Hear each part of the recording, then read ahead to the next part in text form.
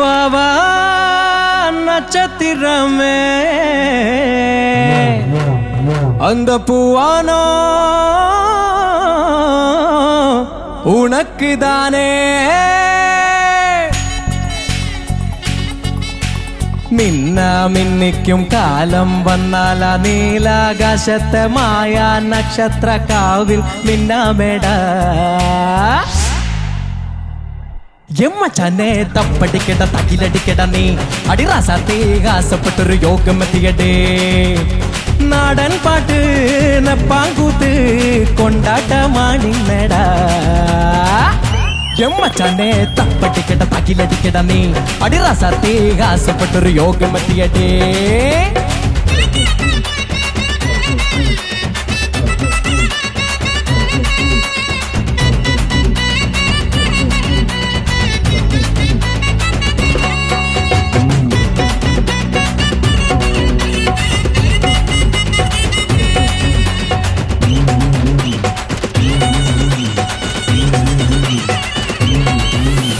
പെരിയോർ എംജിആർ രജനി എല്ലാരും ജനത്തിൽ തോൾ ചേർന്ന നടികരടാ പകിട്ടിൽ വീഴാത്ത മനസ്സൊന്നുണ്ടെങ്കിൽ നീയും എവർക്കും നൻപനടാ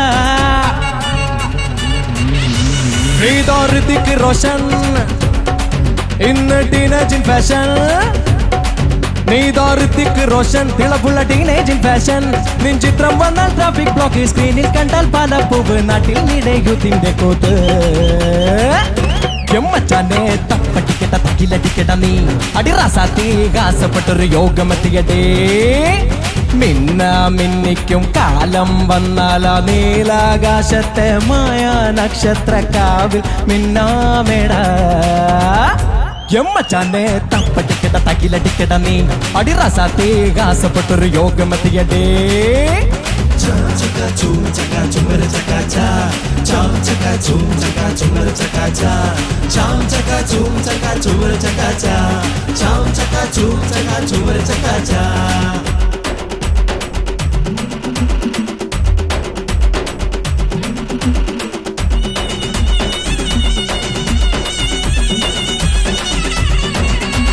കറുപ്പാണെന്നാലും നടിപ്പ് ജോറായൽ നെർസികർ നെഞ്ചേറ്റി നടക്കുമേടാ തമിഴ് മലനാട് മുംബൈ തെലങ്കാന നിറയെ കട്ടൗട്ട് നിരത്തുമേടാ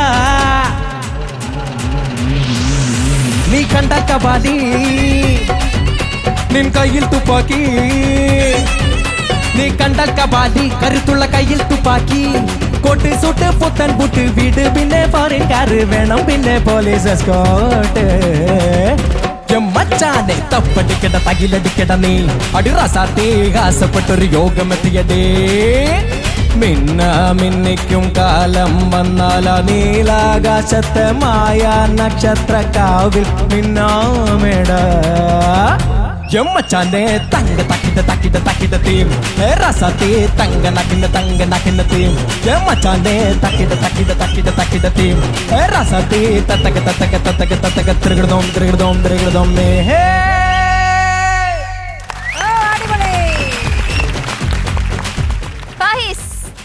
തകർത്തടാ സൂപ്പർ. പിന്നെ നിന്റെ ഒരു എനർജി നിനക്ക് പറ്റിയൊരു കൈൻഡ് ഓഫ് സോങ് ആയിട്ടാണ് നീ വന്നത് അല്ലേ? അതെ. നീ ഇപ്പൊ ഈ സ്റ്റേജ് ഷോസ് ഇങ്ങനെ ഗാനമേളക്കൊക്കെ പോകുന്നോണ്ട് നിനക്ക് ഈ സ്റ്റേജ് ഹാൻഡിൽ ചെയ്യാൻ ഭയങ്കര ഒരു ഐഡിയ ഉണ്ടല്ലേ? ഗാനമേളക്ക് പോലുണ്ട്, പക്ഷെ ഗാനമേളയുടെ പോലെ അല്ലല്ലോ ഇവിടെ. അവിടെ ആരും ഇങ്ങനെ നമ്മളെ ജഡ്ജ് ചെയ്യാനൊന്നുമില്ലല്ലോ. അപ്പൊ അതുകൊണ്ട് കുറച്ചുകൂടി ധൈര്യം കിട്ടും. ഇവിടെ കുറച്ച് അതിനേക്കാളും കുറച്ച് കുറവാ ധൈര്യം. ഈ ഗാനമേളക്ക് പോയിട്ടുള്ള ഒരു ഇൻസിഡന്റ് പറയാമോ? ഒരു രസകരമായിട്ടുള്ള ഒരു ഇൻസിഡന്റ് ആവാം. ദുരന്തം പറഞ്ഞാൽ ആദ്യം. ഓ ആവാം. ദുരന്തം കേക്ക് കുഴപ്പമുണ്ടോ? കേൾക്കാനാണ് എല്ലാവർക്കും ഇഷ്ടം. അതപ്പോ അപ്പൊ തന്നെ എല്ലാരും എണീറ്റു. ആവാം. ഓക്കെ. ഞാൻ കുറച്ച് പൈസക്ക് അത്യാവശ്യമുള്ള സമയത്ത് 2 പരിപാടി എടുക്കും. അങ്ങനെ എടുക്കണ കുറെ പേരുണ്ടാവും. അപ്പൊ കാലത്ത് വെഡിങ് എടുക്കും വീടിന്റെ അവിടെ. അന്ന് വൈകിട്ട് പരിപാടി എടുത്ത് കൊല്ലത്താണ്. രാത്രി പരിപാടി എടുത്ത് അങ്ങനെ പരിപാടി പൊടിക്ക് ലേറ്റ് ആയി. കാലത്തെത്തത് നേരത്തെ കഴിയുന്നാണ് നമ്മൾ വിചാരിച്ചത്, പക്ഷെ കഴിഞ്ഞില്ല.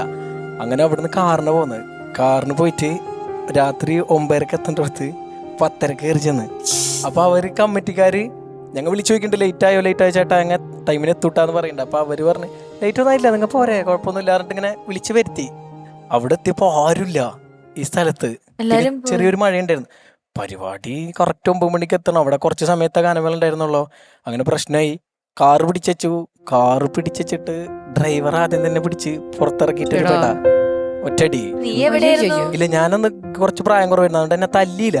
പക്ഷെ ഇപ്പൊ എല്ലാരും പിടിച്ചിട്ട് അവിടെ സൗണ്ടിനും ലൈറ്റിനും ചെലവായ മൊത്തം പൈസ നാട്ടിലേക്ക് വിളിച്ച് പറയിപ്പിച്ച് അതവിടെ കൊടുത്തിട്ടാണ് ഞങ്ങൾ അവിടുന്ന് പറഞ്ഞയച്ചത്. ഒരു അനുഭവം എനിക്കുണ്ടായില്ല. ഞാൻ ഡിഗ്രി 3rd year പഠിക്കുമ്പോഴാണത്. ഏകദേശം എത്ര രൂപ കൊടുത്തു? ഇവര് പാടിയത് വൈകുന്നേരം കൊണ്ടുകൊടുത്തു. അത് പോരാ, നല്ല അത്യാവശ്യം പൈസ ഉണ്ടായിരുന്നു. എന്റെ ഒരു 12,000 രൂപ ഞാൻ തന്നെ കൊടുത്തിട്ടുണ്ട്. 3-4 പരിപാടിയുടെ പൈസ അങ്ങ് എടുത്ത് കൊടുത്തു. 3-4 പരിപാടി എനിക്കൊരു പരിപാടിക്ക്. രാവിലത്തെ പ്രോഗ്രാം എപ്പോ തുടങ്ങി? രാവിലത്തെ പ്രോഗ്രാം വെഡിങ് അല്ലേ, അപ്പൊ ഒരു ശരിക്കും ഒരു 12:30 ആകുമ്പോ തീരണം. എങ്ങനെയായാലും നമുക്കൊരു അപ്പൊ നമ്മളെ റണ്ണിങ് മൈൻഡ് ഒരു 8 മണിക്കൂർ മാക്സിമം വന്നാലും എത്തും എന്നുള്ളൊരു മൂഡില്ല. പക്ഷെ ട്രാഫിക്കും മഴയൊക്കെ കൂടി കിട്ടിയപ്പോ ആകെ കൈന്ന് പോയി, എത്തിയില്ല. ഇത് ഈ ഫായിസ് പറഞ്ഞാലും ഒരുപാട് പേരുടെ ലൈഫിലെ കഥയാണ് കേട്ടോ ഇത്. ഇങ്ങനെ ഒരു സ്ഥലത്ത് എത്താൻ പറ്റാതെ അവിടുത്തെ പ്രോഗ്രാം ക്യാൻസലായി പോവുക, എന്നിട്ട് അവിടുത്തെ വരുമാനം മുടങ്ങാന്നൊക്കെ പറയുന്നത് ഞാൻ ഒരുപാട് തവണ കേട്ടിട്ടുണ്ട്. അപ്പം അങ്ങനെയുള്ള സ്ട്രഗ്ലിംഗ് ആയിട്ടുള്ള ആർട്ടിസ്റ്റുകൾക്ക് ഒരു വലിയൊരു കയ്യടി. ഓക്കെ, അപ്പൊ നമുക്ക് ഇനി പാട്ട് എങ്ങനെ ഉണ്ടായെന്ന് ചോദിക്കാം. ദുരന്ത കഥകൾ കേട്ടു സമയം പോയത് അറിഞ്ഞില്ല. ഓക്കെ, ഷാനിക്ക നന്നായിട്ട് പാടിയടാ. താങ്ക്സ്. എനിക്ക് ആകെ ഫീൽ ചെയ്തത് ഇതൊരു പെപ്പി നമ്പർ അല്ലേ, അപ്പം ആ സ്റ്റേജൊക്കെ കുറച്ചുകൂടെ ഒന്ന് യൂസ് ചെയ്യാമായിരുന്നു എന്നെനിക്ക് തോന്നി. ആ ഒരൊറ്റ സെൻറ്ററിൽ നിന്നിട്ട് മാത്രമാണ് ഫായിസ് പാടിയതിന് കുഴപ്പങ്ങളോ കാര്യങ്ങളോ ഒന്നുമില്ല. അതൊന്നും ഉണ്ട്, മീൻസ് കുഴപ്പങ്ങളുണ്ട്, മൊത്തമായിട്ടും കുഴപ്പങ്ങളേ ഉള്ളൂ. ഏ പെരിയോർ ആ ഭാഗം ഉണ്ടല്ലോ, അനുപല്ലവി ബിഗിനിങ് അല്ലേ അത്? ഏ പെരിയോർ.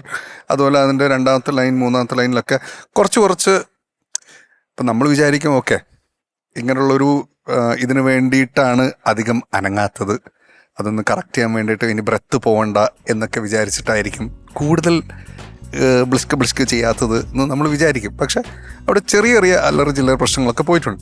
ഈ ജാക്കറ്റും പരിപാടികളൊക്കെ ഇട്ടുന്ന കുറച്ച് ഒന്ന് അങ്ങോട്ടും ഇങ്ങോട്ടൊക്കെ ഒന്ന് അനങ്ങിയിട്ട് അറ്റ്ലീസ്റ്റ് ആ സ്റ്റേജ്, ഞാൻ പറയുന്നത് ഇതിന് പുറത്തിറങ്ങണമെന്ന് പോലും പറയുന്നില്ല, അതിനകത്ത് തന്നെ ഓരോരുത്തരോട് ഇൻട്രാക്ട് ചെയ്തുകൊണ്ടുള്ള ഒരു സംഭവമാവാമായിരുന്നു എന്ന്, കുറച്ചുകൂടി ആക്ടിവിറ്റി ആവാമായിരുന്നു എന്ന് എനിക്ക് തോന്നി കേട്ടോ. അത്രേ ഉള്ളൂ. താങ്ക് യു ഷാനിക്ക. ശരത് സർ. ചക്കരെ സാർ, നല്ല രസമുണ്ടായിരുന്നു. ഇത് ബാക്കിയുള്ള കാര്യങ്ങൾ പറഞ്ഞേ കേക്കട്ടെ. ആരാണ് ചെയ്തത്? മ്യൂസിക് ചെയ്തത് ആദർശക്കാണ്. വരികൾ എഴുതിയിട്ടുള്ളത് സന്തോഷ് വർമ്മ സാറാണ്. പാടിയത് ശങ്കർ മഹാദേവൻ സാറാണ്. കട്ടപ്പനയിലെ ഋത്തിക് റോഷൻ എന്ന് പറഞ്ഞ പടത്തിലെ പാട്ടാണ്. ഓക്കെ, ഇത് കൂടുതൽ എന്ത് വേണം? ചക്കരെ നല്ലതായിരുന്നു കേട്ടോ. നീ എന്താ പറയണ്ടത്, നിന്നെ മൊത്തത്തിൽ കാണുമ്പോൾ തന്നെ ഒരു ഓളമാണ്. ഇങ്ങനെയുള്ള പാട്ടൊക്കെ നിനക്ക് പുഷ്പം പോലെ പാടുന്ന ഒരു ചെക്കനാണെന്നുള്ളത് നമുക്കൊക്കെ മനസ്സിലാവും. എനിക്ക് അതൊന്ന് പാടി കേൾപ്പിച്ചേ. ആ ജനവും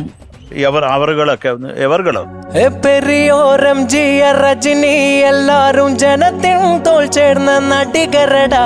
അതെന്താണ് അതിന്റെ ഒരു ക്ലാരിറ്റി എനിക്കൊന്ന്. ജനത്തിൻ തോൾ ചേർന്ന നടികരടാ. ഇപ്പൊ ഒരു ക്ലാരിറ്റി എന്ന് പാടുന്നുണ്ടായിരുന്നു. അതുമല്ല ഇതും അല്ലാത്ത വിധത്തില്. അപ്പൊ ഏതാണ് സത്യമായിട്ടുള്ളത്? ജനത്തിൻ തോൾ ചേർന്ന നടികരടാ. അടുത്തത് പറട്ടെ. പകിട്ടിൽ വീഴാത്ത മനസ്സൊന്നുണ്ടെങ്കിൽ നീയും ഏവർക്കും നൻപനടാ. ആ ഏവർക്കൊക്കെ കയ്യിന്ന് പോയി. ഇതിനേക്കാളും കൂടുതൽ കയ്യിന്ന് പോയ ഒരു സാറിന് അടുത്ത ചരണത്തിലുണ്ട്. പക്ഷെ അത് എഴുതാൻ വിട്ടുപോയി. ഞാൻ തിരിച്ചപ്പോഴത്തേക്ക് എന്താണെന്നൊന്നും മനസ്സിലാവാണ്ടായിപ്പോയി. ക്ഷമിക്ക് കേട്ടോ. അപ്പൊ അതേ ഉള്ളൂ ചക്കരെ. അതായത് നിന്റെ ഈ ഡാൻസ് ആണെങ്കിലും നല്ല രസമാണ് കാണാൻ കേട്ടോ. നന്നായിരുന്നു. ഇതൊക്കെ ഒന്ന് നോക്കി കുറച്ചും കൂടെ ശ്രദ്ധയോടെ ചെയ്യുക, കൈകാര്യം ചെയ്യുക. Thank you sir. Thank you Sarath sir. ചേച്ചി ഫാഹിസ് ചേച്ചി പൊളിച്ചു. Thank you. എനിക്ക് ആ തുടക്കം വിരുത്തവും ഒക്കെ അസാധ്യം, സൂപ്പറായിരുന്നു. അത് കേൾക്കാൻ നല്ല രസമുണ്ടായിരുന്നു. തുടക്കത്തിൽ ആ ഒരു നല്ല പഞ്ചിൽ പാടി, പിന്നെ ആ കോറസ് കിട്ടില്ല. സൂപ്പർ. നിങ്ങൾ നല്ലപോലെ സപ്പോർട്ട് ചെയ്തു. ഫാഹിസ് ലാസ്റ്റിൽ ഡാൻസ് ഒക്കെ ചെയ്തു, അടിച്ച് തിമിർത്ത്. Super orchestra. പിന്നെ ഗംഭീര പാട്ട്. നമ്മുടെ നാച്ചിക ശരിക്കും ഒരു സ്റ്റേജ് പെർഫോമർ കൂടിയാണ്. അദ്ദേഹത്തിന്റെ പാട്ടുകൾ അദ്ദേഹം സ്റ്റേജിൽ പെർഫോം ചെയ്യുമ്പോഴായാലും പാരഡി എഴുതുന്നതായാലും എല്ലാത്തിലും ഒരു സകല കലാവല്ലഭൻ. അത് എത്ര പാട്ടുകൾ ചെയ്തിരിക്കുന്നു, പാരഡി എത്ര പടങ്ങൾ ചെയ്തിരിക്കുന്നു. So it's fantastic. നല്ലൊരു സോങ് സെലക്ഷൻ, നല്ല രീതിയിൽ മോനത് പെർഫോം ചെയ്തു. നല്ല ഒരു അറ്റംപ്റ്റ് തന്നെയായിരുന്നു, ഫാന്റാസ്റ്റിക് ആയിരുന്നു. സ്പെഷ്യലി ഇഷ്ടപ്പെട്ടത് എനിക്ക് ആ വിരുദ്ധമാണ്, തുടക്കത്തിലുള്ള അത് കലക്കി. ഫാന്റാസ്റ്റിക്. താങ്ക് യു ചേച്ചി. താങ്ക് യു ചേച്ചി. ഓക്കെ, മാർക്സ് വെക്കാം. അതിനിപ്പോ ജഡ്ജ്മെന്റ് ഒക്കെ കഴിഞ്ഞല്ലോ, ഇനി നിനക്കൊന്ന് ഡാൻസ് കളിച്ച് ചെയ്യാൻ പറ്റുമോ? ഡാൻസ് കളിക്കാം, ഒക്കെ പറഞ്ഞ സ്റ്റെപ്പാണ് ഒന്നുകൂടെ കളിക്കുക. അയ്യേ എന്താടാ, നീ നിനക്ക് ഇഷ്ടമുള്ള പോലെ ചെയ്യ്. എന്നാ ഒപ്പം സിനിമ കളിക്കാം. കണ്ടിട്ട് ആ പാട്ട് കണ്ടിട്ട് വേണമെങ്കിൽ ആ പല്ലവി മാത്രം ഒന്ന്, ആ സർക്കിൾ മുഴുവൻ ഒന്ന് use യൂസ് ചെയ്യൂ. ചെയ്തിട്ട് ഒന്ന് ചാടി തിമിർക്ക്.